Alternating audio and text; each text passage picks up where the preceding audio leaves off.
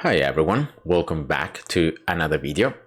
So today guys, I'm gonna bring to you a kind of different content and that is Formula 1. I don't know if you guys know, but I'm a huge Formula 1 fan. I've been watching Formula 1 since I was a little kid, thanks to my dad. My dad was the one that woke me up very early in the morning when there were races like in Asia, when there were races in other parts of the world, and we wanted to watch them live. And so we end up like waking up super early in the morning just to be able to watch the races and have a very fun and beautiful memories about that. And I don't really remember much because like I know when I was like 9, 10, 11 years old, I looked at the races. I knew the big names and I knew which was the best team or which was the driver to beat, but I don't really remember much about the actual races. Then of course, growing up, I still continued to watch Formula 1, and I've still, even today, I keep watching it. Of course, now that I'm older, I consider a lot more about teams. I remember more the races, what happened, and also I've learned more about the history of Formula 1, and I've watched many different videos, content, or even races from past eras. So from the 70s, from the 80s, even some races from the 60s and the 50s. Even if there isn't that much content, because in those days there wasn't the technology that we have today. But still, it was pretty nice to hear different drivers, even drivers themselves trying to say who is the best, who is the GOAT. This is a very hotly debated topic, very open. Everyone is bringing to them their own opinions, their own preferences. And today just wanted to share as well with you my own view on this. Of course, the big first names that whenever this topic comes out, who is the greatest of all time? Can we single out a single driver because of their performance, because of the amount of wins, because of their impact on the team, the impact on different races, different conditions against their teammate?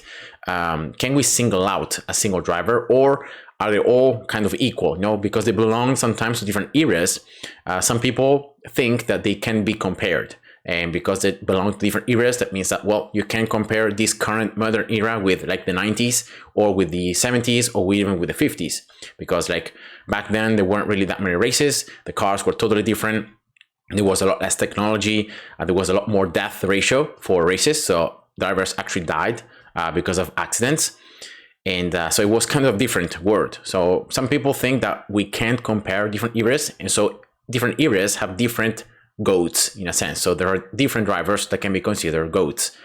Of course, because of the actual raw amount of championships, Michael Schumacher and Lewis Hamilton are always gonna come up in these debates, right? Both have 7 world championships, and so they're among the one considers to be the greats. Now, in my opinion, I think we can compete, we can compare the different eras, but we just need to adjust. Rather than looking at the raw numbers, we have to try to take a look at percentages. So in that way, even if the races were lower, were less, but we can still compare them because it's a percentage, right? If you win one race over 2, right, you have a 50% win rate, and that's exactly the same as winning 20 out of 40, right? So of course there are more races, but at the end of the day, you have won half of them compared to winning just 1 over 2. Of course, winning 1 race over 2 races is a lot more easy in a sense, because the fact you only have to race 2 races rather than racing 40 and winning half of them. But at the end of the day, the percentages, when we talk about like safety, the safety of the drivers back then in 50s and 60s and even until the 70s, many drivers actually died and were killed because of accidents. Races were a lot longer. They were a lot more demanding. Races like lasted more than 3 hours. So it was a lot of physical stress on the drivers compared to today. For example, nowadays that there is no race that is over like 310 kilometers total. So we have this shift in shorter kind of races, but a lot more safety, so drivers can actually push more forward. There is more technology. The cars are actually faster in turns, especially. They're not really as fast in the straights, and that's something that we all know from Formula One, but they're very fast in corners, and that's what really makes difference between like Formula One cars and like other motorsport cars. The fact that they can have very high acceleration and deceleration, and also speed in corners. Now the third, I've taken specifically this picture because I think that the third driver that sometimes is spoken of, sometimes is not even talked about, is Fangio, which was an Argentinian driver. He was actually the first driver ever to win 5 world championships, and until Schumacher actually was able to win 5, he was the only driver until then to win 5 world championships. So like for more than 40 years, he was the only driver that had 5 world championships. The closest one to him was Prost, that won 4. But yeah, until Schumacher in 2003, I think it was, 2002, that reached also 5 world championships. Fangio was the only one that had 5. And I'm going to try to take a look here at different sources. So I'm going to analyze just the stats. I have created this very simple Excel panel, taking a look at the actual numbers. And we're going to compare, of course, the main stats that we always talk about. So pole positions, wins, podiums.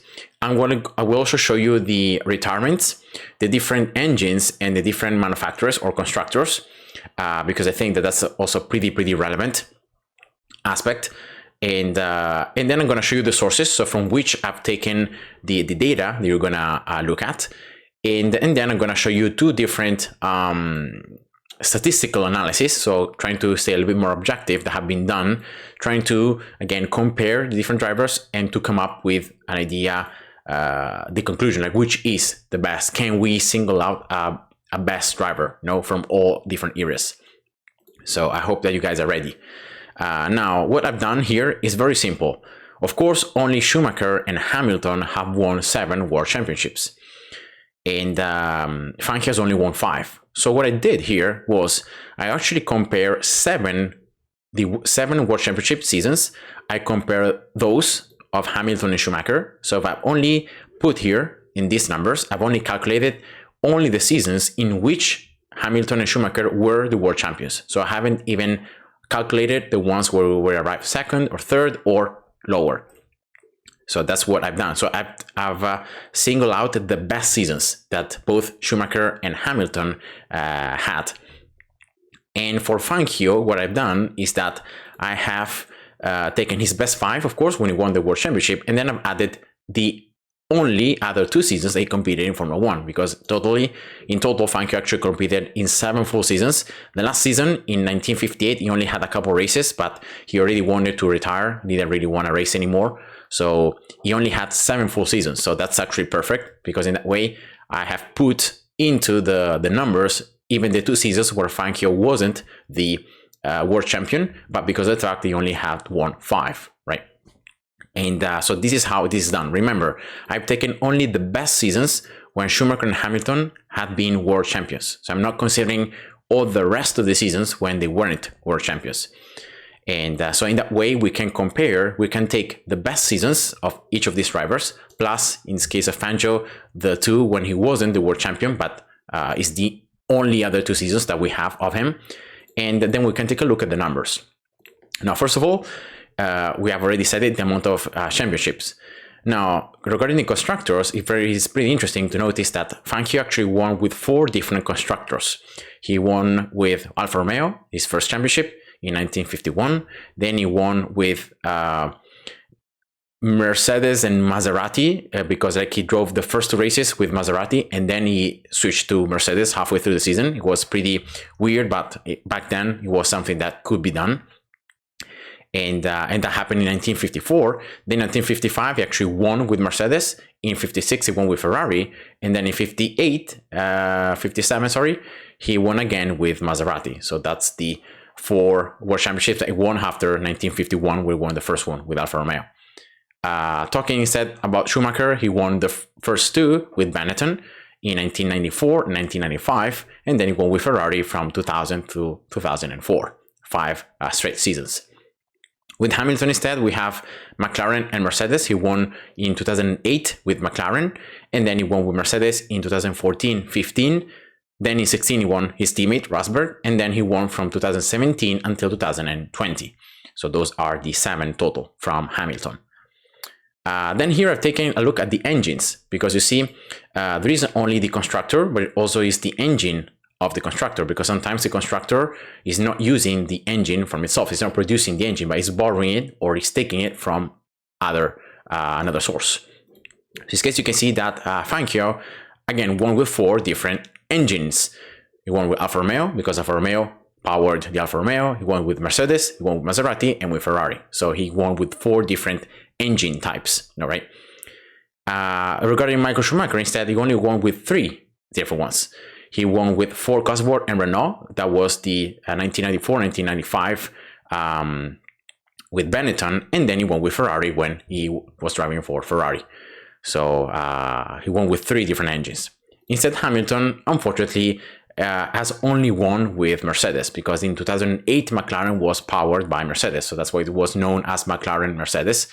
And then when he drove with Mercedes, Mercedes was producing their own engines, even today. So yeah, only 1 engine for Hamilton. Now here you can find some nicer stats maybe that you like. These are the amount of races. Now remember, I've taken here only the races belonging to these 7 seasons, both from Schumacher and Hamilton when they were world champions, and then from Fangio. So the 5 when he was the world champion, plus the other 2 when he actually competed. So we have 49 races for Fangio, 116 races for Schumacher, and then 134 for Hamilton. Okay, so of course, over time, there have been more and more races in each season. So you can see why, like at the beginning, there were like 6 races or 7 races. Now there are like even more than 20. So of course, that's why this number is rising. And we're going to take a look at the first stat. The first stat is the pole percentage. So how many of these races are before the actual race, but for the pole, right, for the qualifying, which was the highest amount of poles, so pole positions. And you can see that Fangio actually got the pole in 28 of those 49 races, right, considering the 7 seasons, which is a 57.14% percentage. Yeah, 15.14%. Then we have in second place Hamilton, actually, with 64 over 134 races, which is 46.27%. And then in third place, we have Schumacher, that had like 50 pole positions over 116 entries or races, 43.10%. Then we move on to wins. Of course, you not only have to take the pole, but then actually compete in the race and then be able to finish the race, complete the race, and win. And in this case, you can see the first spot is taken by Schumacher. Schumacher won 65 of his 116 races, which is a percentage of 56.03%. Then we have Hamilton with 64 wins with over 134 races, which is a little bit more than 50%. And then in last place, we have Fangio, which won 24 over the 49 races, which is almost 49%. And then we move to some other stats, for example, podiums percentage. Once again, this is considered the races that were able to be completed, right? And you can see that in the first place, in this case, we have Hamilton. Hamilton has reached the podium in 104 races that he completed over his 134, considering the 7 seasons, which is a pretty good percentage of 77.61%. Then we find the second place. So like 68 of those times he won, then 23 times he got second place, and then 30 times he got third place. All right. Then in second position, we have Schumacher with 87 podiums in 116 races, which is a 75%. And we have second position 17 times and 5 times third position. And then in the third place, we have Fangio with 35 podiums in 49 races, 71.43%. 10 second places and then 1 third place. Then the last stat I have put here is fastest lap and then retire. Now you can see the fastest lap, actually Fangio is once again the highest one. He got 22 fast laps over 49 races. Remember, it's always referring to 49, which is a 44.89%. Then in second place, we have Schumacher with 43 fastest laps in 116 races, which is a 37%, a little more than 37%. And then last place, Hamilton with 38 fastest laps for a 28.36%. Now, why is it important here to put the retard? I'm not going to show here the other part, but why is it important to put the retard? Because remember that back then, you know, in order to compare, the cars were a lot more unreliable. Cars broke down a lot. Of course, there were other methods. For example, your teammate could lend you his car, so you could finish the race and you could share the points. So that was something that was done in the first like 10 years of Formula One. So it was possible to do that. Now, of course, this is not possible anymore, but cars are much more safer, and cars also don't break down as often as those times, or they have like mechanical failures. And look at the retard percentage. Fangio actually retired in 10 of those 49 races that he competed. He retired in 10 of those, which is an astonishing more than 20% of retirement. So that means that in one race over 5, he retired. He wasn't able to finish it, to complete it. He might have got the fastest lap, he might have got the pole for that race, but he didn't finish it. So he then got the podium or the win. Then in second place, we have Schumacher with 15 retirements in 116 races though. So percentage speaking, that is almost a 13% retirement, which is already a little bit more normal, you know. And then we have Hamilton. Like, Hamilton is insane. And look at this. He has had 6 retirements in 134 races. Of course, this can be also due to the fact that the driver has driven more safely. So the driver has had less accidents, less crashes with other people, maybe less mistakes as well. But this also speaks volumes about the safety of the cars, like cars like not breaking down. Many of Fangio retirements, for example, or even Schumacher retirements, are not due to crashes or due to like losing control and getting crashing into the wall, but it's actually due to the car failing, engine failing, mechanical failure, and so forth. Hamilton only 6. So that's an astonishingly 4.48% of retirements. And you can see it's very, very little, right? This is very good in a sense. And so what I've done here is, okay, considering now the fact that we consider retirements. So we consider how many races were actually completed by Fangio, by Schumacher, and by Hamilton, right? So if we exclude the races that they weren't able to finish, so we just talk about the races that they do finished, how does that affect their stats? So their win percentage or their podium percentage? Do something change, right? Remember, we have here that in terms of wins, Michael has the highest win percentage. In terms of podiums, Hamilton has the highest percentage.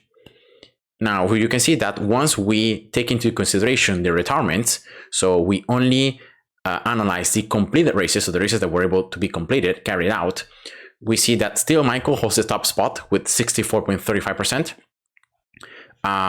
Then in second spot, here becomes Fangio. So it's not anymore Hamilton as it was here, right, as before, but now it's Fangio with 61.54%. And then it comes Hamilton with 53.12%. If we go to the podiums, depending on the amount of races that were completed, we have Fangio in this case that takes a place. So Hamilton becomes the last place. Remember, before he was the highest one, because again, he has very low retirements. But once we consider retirements, you can see that Fangio is the first top with almost 90% of podiums, which is insane. If you consider like 49 races, almost 50 races, and you have like a 90% podium, it's insane. Then we have second place Michael with 86%, and then last place Hamilton with 81%. And then I've calculated here a percentage of first and second. So how many times you either won or you came second in a race. And again, Fangio has the top spot with 87.18%. Then it comes Schumacher with 81.2%, and then Hamilton with a bit more than 71%. So you can see how when we adjust for the retirements, considering that Fangio retired in 1 out of every 5 races, he retired, very high retirement, you can see how his percentages go up. So in the races that he did finish, he almost like in 9 races out of 10, he was in the podium, and in almost 9 races out of 10, he came first or second, which is insane, in my opinion. And so we're considering all this, just the sheer numbers, you can see why I'm favored towards Fangio. Not only because he was able to win the championship, with 4 different constructors. So again, Michael, remember, it was Benetton and Ferrari. Hamilton was McLaren and Mercedes. Fangio did it with 4 different teams. Remember, each team, even if it was back at that end of the day, each team had their own way to build a car. They had their own team, they had their own mechanics, they had their own mindset. So in changing teams, you had to adapt to the team and also bring your strength to the team. And you can see how this actually shows how impactful Fangio was on the teams. Like, he went to a team and he brought his experience, and he was actually a mechanic. So he actually worked himself on his car, and he added or he changed different things on the engine or on the car itself to try to suit it more to his style, try to make it faster and so forth. So you can see why he has such a good, successful, when you're switching teams. Very, very often when you switch a team, you need a couple maybe races to adjust, you maybe need a couple of seasons to adjust, to their environment, to the different way in which they do things. But Fangio, being able to just jump from one team to another and still keep winning or keep the performance super high means how much value he was bringing into the team. And that's why, like, there is a quote, I don't remember from which driver, but a driver that was driving with Fangio during Fangio times. And I know how it's called? Someone from the press, I don't remember, journalist asked the driver, which do you think is the best driver? And which do you think is the best team to be with, to drive with? And then this driver replied, whatever team Fangio is driving for. So whatever team Fangio was driving to was already considered a top competitor for the championship. So you can see how insane value and worth Fangio was bringing to the team that he was driving. And then the engines as well speaks volumes. Again, 4 different engines, 4 different ways in which the car might be different. So you might not have the strongest engine. It's not guaranteed that each team has the strongest engine. But if you can make it work with considering the entirety of the car, that makes your human impact a lot stronger than the engine impact, right? And again, here Fangio taking the win with 4 different engines, winning the World Championship. Michael then with 3, and then unfortunately Hamilton with 1. And that's why many people, including myself, I don't really think that Hamilton, yes, he has won many races, he has won many championships, but he always has drove for the same team, having the same engine, having a very similar environment around him. He has never changed teams other than when he switched from McLaren to Mercedes, but he has never changed more than one team, and especially he has never brought that much into the team. When he switched to Mercedes in 2013 from McLaren, his first season was okay. He was able to win, I think, 1 race with them, and then from the 2014 new regulation coming out, Mercedes nailing the car, nailing everything, nailing especially the new engine, the new hybrid era engine.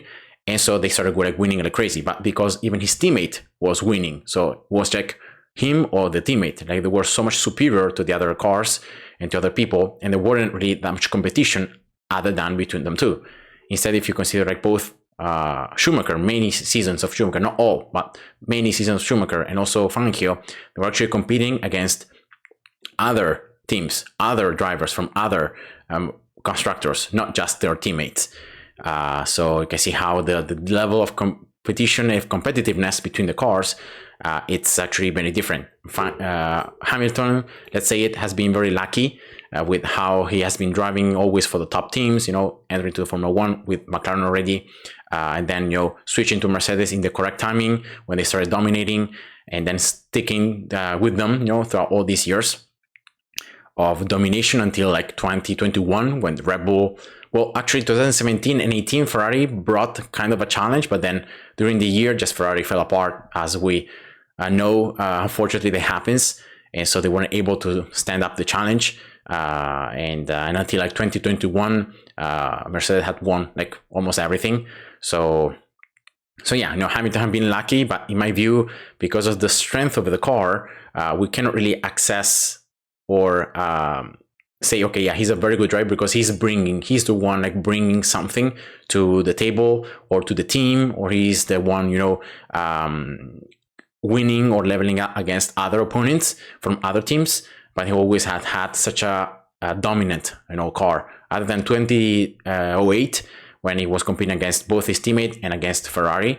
But the other seasons he had very little competition other than his teammates.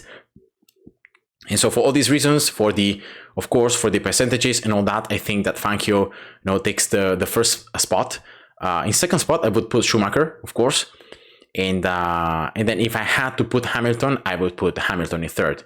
But in my view, there are other drivers, which of course are not mentioned here, like Alain Prost, like even Jim Clark, that are very, very high ranked and high topped compared to other things.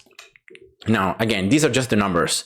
Now, I'm going to show you these two different researches that has been done when not only the driver has been, so the stats like winning or podiums or poles, or engines or teams, but also, for example, between teammates. So I think there was this other one, adjusting for era, when it was considering the performance of you against your teammates. So for example, if you arrive first and your teammate arrives second, first, second, yes, you're winning, but your teammate is always behind you. So you don't get as many points in this ranking system as, for example, maybe you get second or third, so you don't win, but your teammate is a lot behind you. So maybe your teammate is sixth or seventh. So you are in the podium, you're fighting for wins, second, third, or first, and your teammate is struggling and is very far back.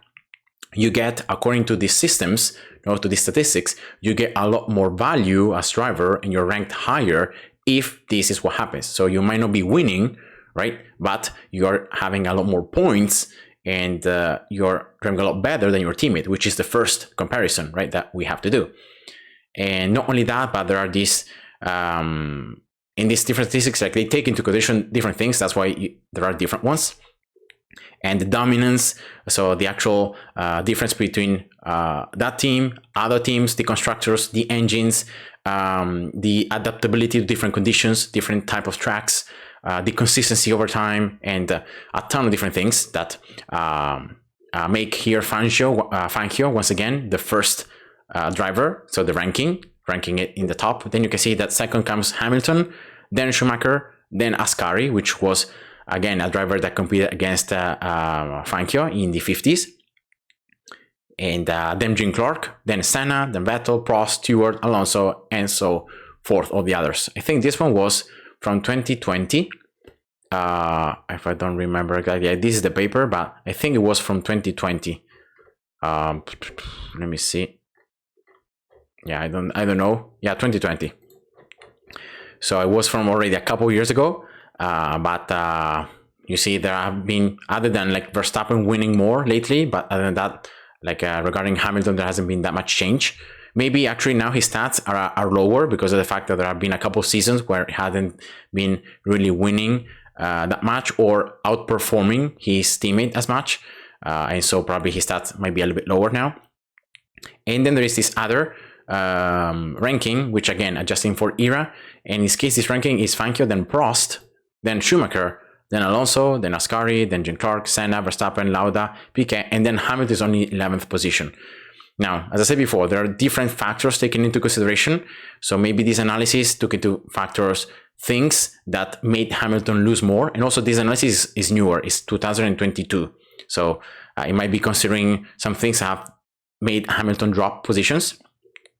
And again, there is Verstappen here, which I think it's completely biased because again, Probably they put too much emphasis into the performance against a teammate. And as you know, other than the first years with Ricciardo, Verstappen has always like outperformed by a ton his teammates. And so probably that's why he's so ranked high. So this is just bad in my opinion. But the other ones, you know, they could hold. Prost especially, I think, is a very, very underrated driver. He's a very, very great driver.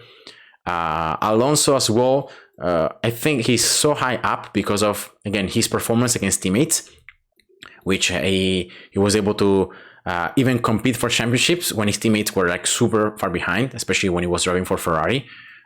So again, that might have given him a boost in terms of positions.